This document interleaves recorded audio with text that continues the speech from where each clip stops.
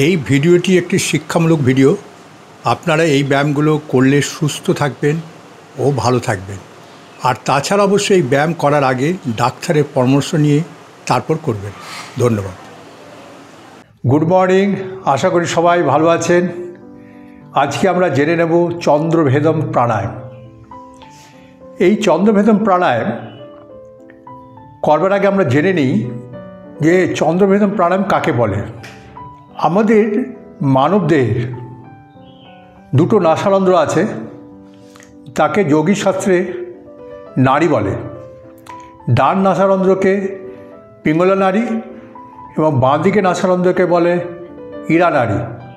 আবার আর একটা নামে ডাকা হয়।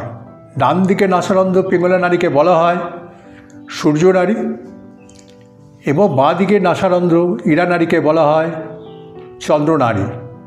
আজকে আমরা সেই চন্দ্র নাড়ি নিয়ে এক্সারসাইজ দেখাবো, আলোচনা করব এবং বলবো। চন্দ্র নাড়ি যখন আমরা প্রাণায়ামের মাধ্যমে সক্রিয় করব তখন তাকে বলা হয় চন্দ্রভেদম প্রাণায়াম। এবারে বলবো এর অবস্থান। বাঁদিকে বাঁ নাক এবং মেরুদণ্ড বরাবর বাঁদিকে এর অবস্থান। এই প্রাণায়াম অভ্যেস করলে শরীর শীতল হবে। এবারে আমরা জানবো কিভাবে প্রাণায়ামটা অভ্যেস করতে হবে। এটা দুটো ভাগে আমি ভাগ করেছি, সেটা হচ্ছে প্রাথমিক এবং অ্যাডভান্স। এবারে আমরা প্রথমে শিখে নিই যে কোথায় কিভাবে বসবো।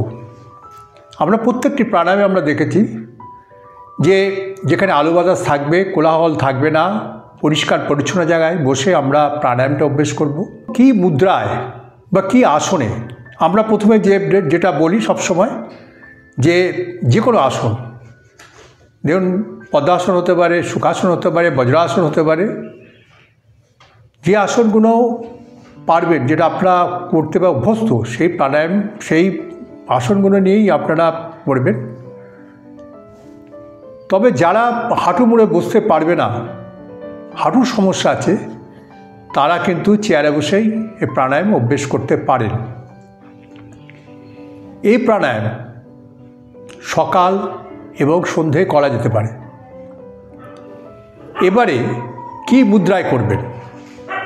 প্রথমে বলি যে আমরা প্রথমে যেটা করব সেটা হচ্ছে বাঁ হাতটাকে জ্ঞান মুদ্রায়, এইভাবে হাতটাকে এইভাবে রেখে বাঁ হাঁটুর উপরে এইভাবে হাতটাকে রেখে দেব। ডান হাত যেটাকে বলা হয় বিষ্ণু মুদ্রা বা প্রাণায়াম মুদ্রা, প্রথমে যেটা বলবো সেটা হচ্ছে ইন্ডেক্স ফিঙ্গার, মিডল ফিঙ্গার, এই দুটো আঙুলকে আমরা এরকম করে ভাঁজ করে দেব। বুড়ো আঙুলটাকে ঠিক সোজা রেখে দেবো এইভাবে, আর রিং ফিঙ্গার এবং লিটল ফিঙ্গারকে একসাথে এইভাবে সোজা রাখবো। ডান নাসারন্ধ্র যেটাকে সূর্য নাড়ি আমরা বলি, সেটাকে বুড়ো আঙুল দিয়ে আমরা বন্ধ রাখবো। বন্ধ রেখে বাঁ নাক দিয়ে চন্দ্র নাড়ি দিয়ে পুরো শ্বাস নেব, ধীরে ধীরে শ্বাস নেব এবং শ্বাস নেওয়া সম্পূর্ণ হলে আবার এই নাকটাকে, বিশেষ করে এই চন্দ্র নাড়ি, এই যে আঙুলটাকে দিয়ে আমরা বন্ধ করে দেব এবং সূর্য নাড়ি দিয়ে ছাড়ব। তার মানে হলো বাঁ নাক দিয়ে নেব, ডান দিক দিয়ে ছাড়ব। এই এক একটা চক্র হলো, এটা আমরা করব। এবারে দেখাই বসার ভঙ্গিমাটা আমি করে দেখাই আমি কীভাবে বসছি। এই যে প্রথম এইভাবে এই যে ঠিক লাগিয়ে দিল, এইভাবে আমি সিদ্ধাসনে বসলাম। বসে ঠিক এই মুদ্রা, জ্ঞান মুদ্রা, এইভাবে হাঁটুর উপরে বাঁ হাঁটুর উপর রেখে দিলাম। আবার এই আঙুল দুটোকে এক জায়গায় ভাঁজ করে নিলাম। বুড়ো আঙুল, রিং ফিঙ্গার এবং লিটল ফিঙ্গার এক করে দিলাম। দেখুন আমি কীভাবে করছি। এই বাঁ দিক দিয়ে শ্বাস নিচ্ছি,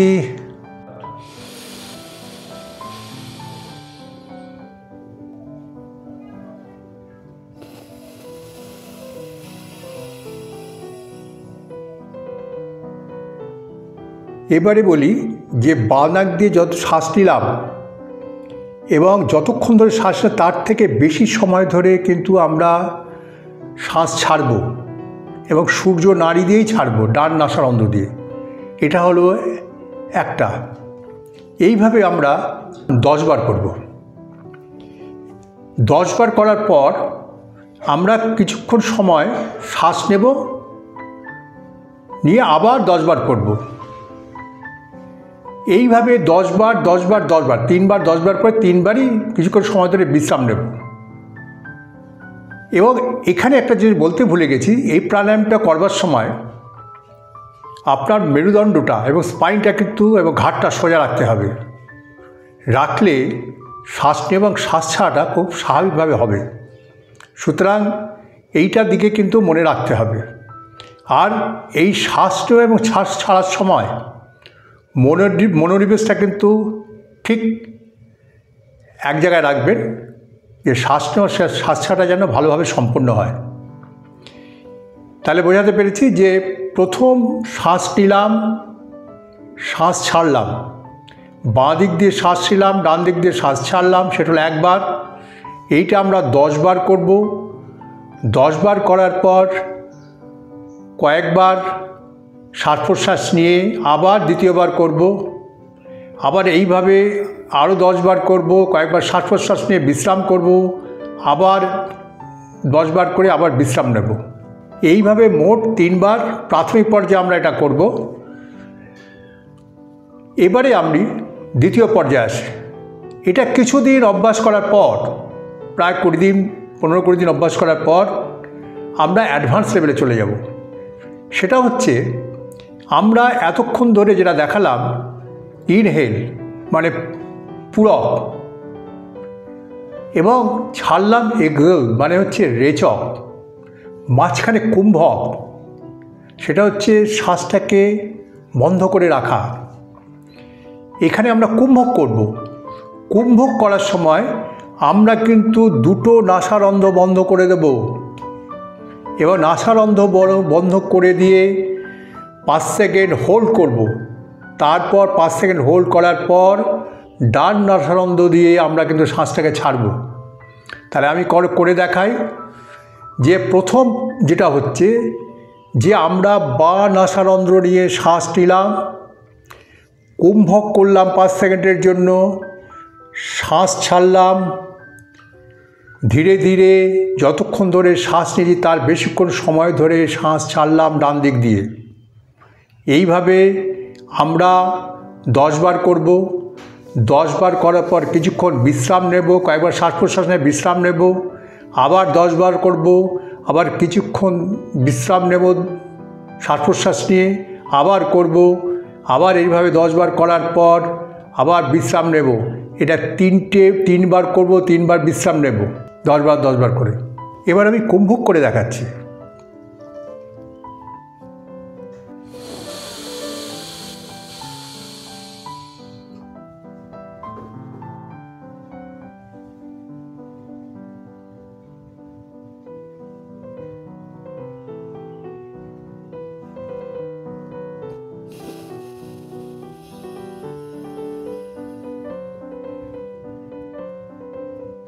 আপনারা দেখলেন আমি কীভাবে করলাম।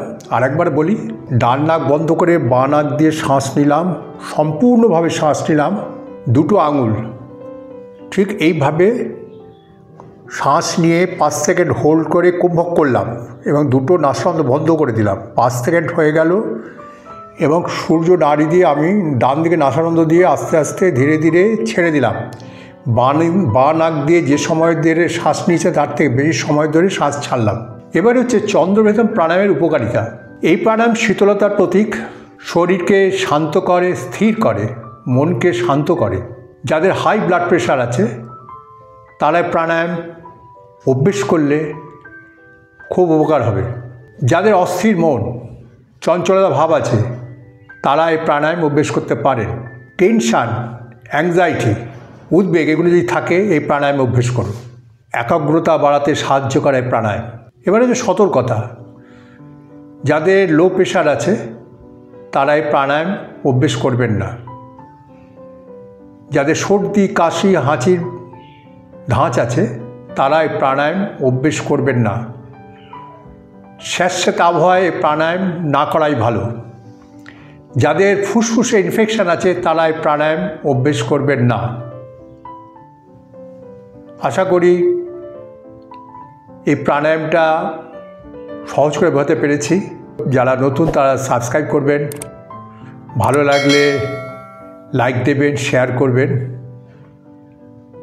আবার পরের ভিডিওয়ে আপনাদের সঙ্গে আবার দেখা হবে। নমস্কার।